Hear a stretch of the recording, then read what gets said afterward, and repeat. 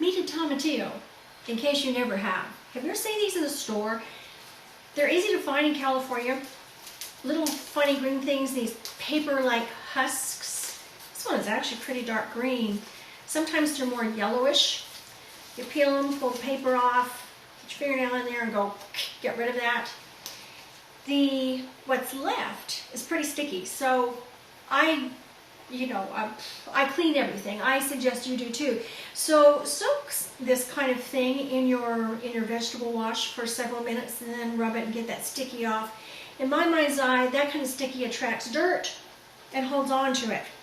Now, why am I showing you the tomatillo? Because tomatillo sauce is just so genuinely Mexican and delicious. And if you've never learned how to cook it, you may not have friends like mine. I've been fortunate enough to know people and know and love people who have taught me how to cook like this. So we have tomatillos that have been washed, put them in a saucepan.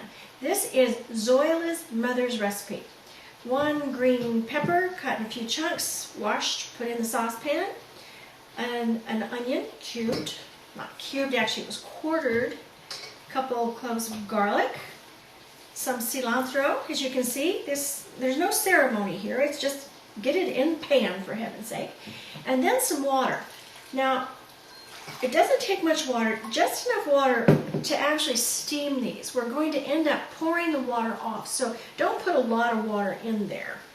Get a lid on, nice tight fitting lid, and we're going to put this on to cook until the tomatillos are soft, until the onions are soft, all of it soft enough to put through the blender. Or food processor, rather. We're going to use a food processor. Now, Zoila said that this was her mother's favorite recipe. And what we'll end up with is a base for some wonderful sauces and soups and salsas. And I'll tell you a little bit more about that when this finishes cooking. So don't go away. There's some really interesting stuff coming up. Okay?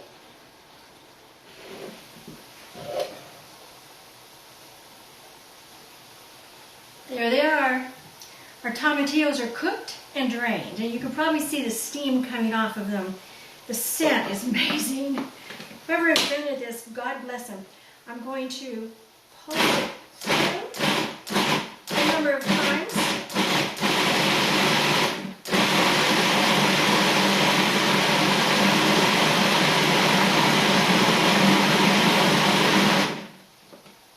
And take a look at it. Oh yes. Oh yes, look at that. Very green, which is one reason why it is the base of chili verde and different green sauces. Oh, the scent is wonderful. And you can see it's pretty liquid. That's why we did not keep the water that this cooked in. These vegetables have enough water in themselves. Now, oh wait a minute, I'm going to dip a bit more back in here because I have a plan. I have a plan. This sauce, this particular sauce, has no hot pepper added to it. What I'm going to do is add some ground up pumpkin seed to thicken it. And that will be my green sauce for my very special zucchini recipe that I've already demonstrated. Okay, now here is my surprise.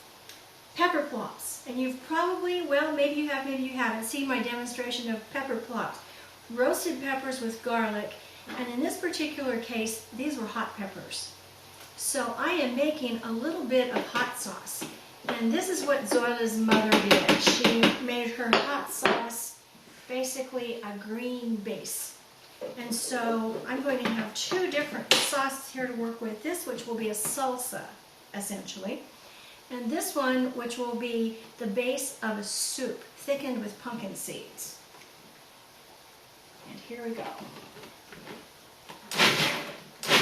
Get this mixed up.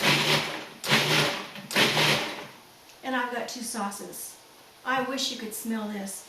So, with very little work, just kind of knowing what you can turn out with tomatillos, with very little work, you can end up with the base of some delicious meals. Sauces, soups, omelets, sauces to go on vegetables, sauces to go on rice. It's wonderful.